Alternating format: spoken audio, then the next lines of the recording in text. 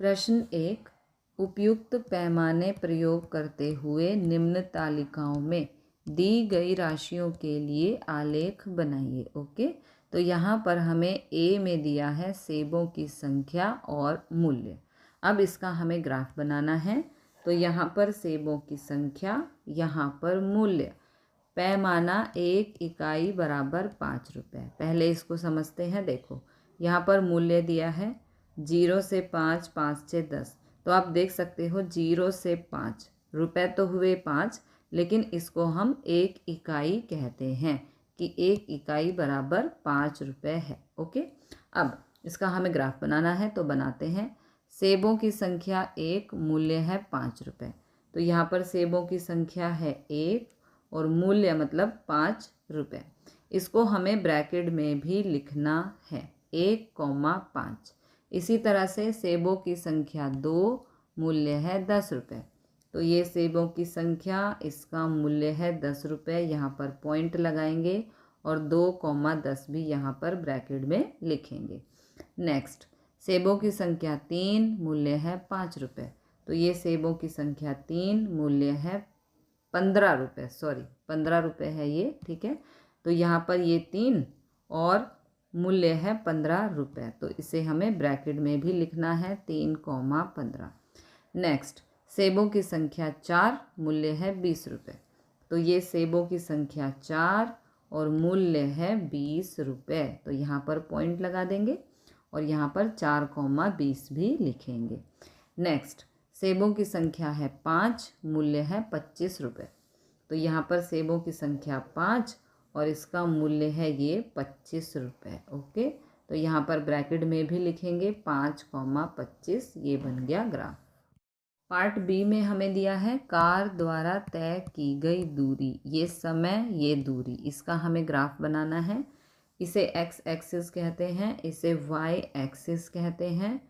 यहाँ पर ये समय है, यहाँ पर ये दूरी है। ओके, पैमाना दिया है 1 इकाई बराबर 40 किलोमीटर।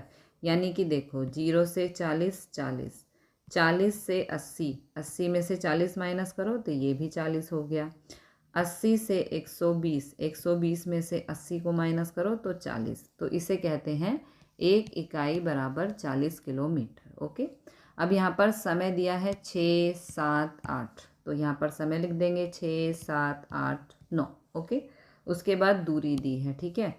तो देखो समय 6 बजे और दूरी है 40 किलोमीटर। तो ये समय 6 बजे, दूरी है 40 किलोमीटर यहाँ से। ओके, तो ये यहाँ पे पॉइंट लगा दिया। उसके बाद समय है 7 बजे, 7 बजे यहाँ पर है, दूरी है 80। तो 80 कहाँ पर है हमारा, ये रहा, ठीक है। इसके सामने यहाँ पर पॉइंट लगा दिया। नेक्स्ट है समय है 8 बजे और दूरी है 120। तो ये समय और ये 8 बजे और दूरी है ये 120।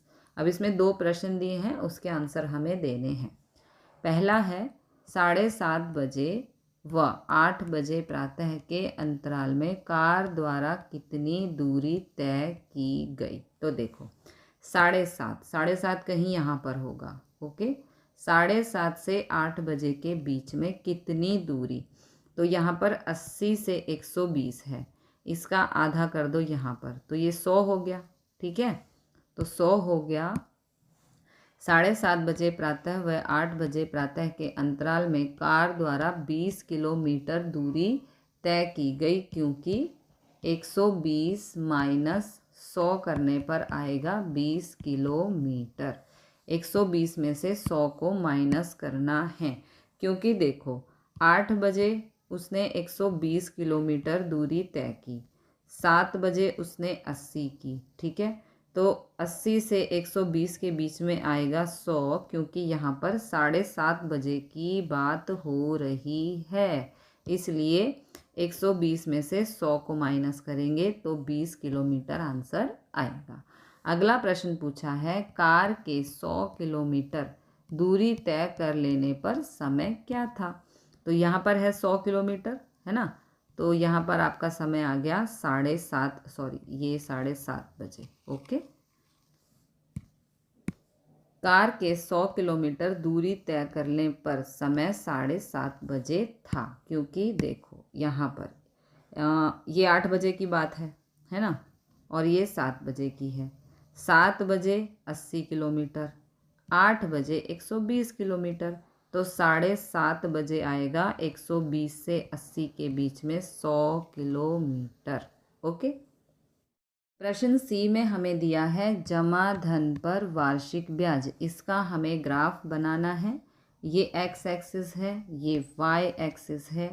यहाँ पर साधारण ब्याज, यहाँ पर है जमा धन। ओके, तो पैमाना 1 इकाई बराबर 1000। इसका मतलब है 0 से 1000 में 1000 का अंतर है, 1000 से 2000 में 1000 का अंतर है। इसे हम कहते हैं 1 इकाई बराबर 1000। ओके, तो पहले हम ग्राफ बनाते हैं। जमा धन 1000, ब्याज है 80 रुपये। तो ये जमा धन 1000, ब्याज है 80, तो यहाँ पर इसका पॉइंट आएगा। इसे ब्रैकेट में भी लिखना है। हमेशा जब ब्रैकेट में लिखेंगे तो एक्स एक्सिस की वैल्यू को पहले लिखेंगे और वाई एक्सिस की वैल्यू को बाद में लिखेंगे। तो 80,1000, ये गलती से 100 लिख दिया है, यहाँ पर 1000 होना चाहिए। अगला है जमा धन 2000, ब्याज है 160। जमा धन 2000, ब्याज है 160, यहाँ पे आ गया। ठीक है। जमा धन 3000, ब्याज है 240। जमा धन 3000, ब्याज है 240। ओके। नेक्स्ट, जमा धन है 4000, ब्याज है 320। तो जमा धन 4000, ब्याज है 320। ब्रैकेट में भी लिखना है, एक्स की वैल्यू पहले, वाई की वैल्यू बाद में। नेक्स्ट, जमा धन है 5000, साधारण ब्याज है 400। तो जमा धन 5000 और ब्याज है इस पर ये वाला 400, तो यहाँ पर पॉइंट लगेगा। ओके। अब यहाँ पे 3 क्वेश्चन दिए हैं, उनके आंसर हमें देने हैं। क्या आलेख मूल बिंदु से गुजरता है? मूल बिंदु होता है ये, तो हाँ, आलेख मूल बिंदु से गुजरता है। अगला प्रश्न है, आलेख से 2500 का वार्षिक ब्याज ज्ञात कीजिए। 2500 पहले है कहाँ? यहाँ पर कहीं 2500 है। 2000 से 3000 के बीच में 2500, इसका हमें ब्याज बताना है। तो यहाँ पर कहीं लाइन लगेगी, ठीक है, और यहाँ से ये टच हो जाएगी। अब देखो, 160 से 240 के बीच में 80 का अंतर है, तो यहाँ पर 40 होगा ना। 160 प्लस 40 कितना हो गया? 200। ठीक है, तो रेट मतलब रुपये 2500 का वार्षिक ब्याज 200 होगा। अगला प्रश्न है, 280 ब्याज प्राप्त करने के लिए कितना धन जमा करना होगा? तो 280 ब्याज की बात हो रही है, तो 280 ब्याज कहीं यहाँ होगा।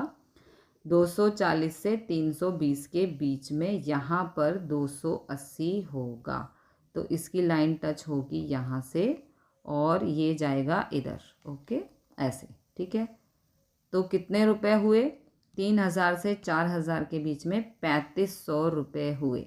तो रुपये 280 ब्याज प्राप्त करने के लिए 3500 धन जमा करना होगा। ओके।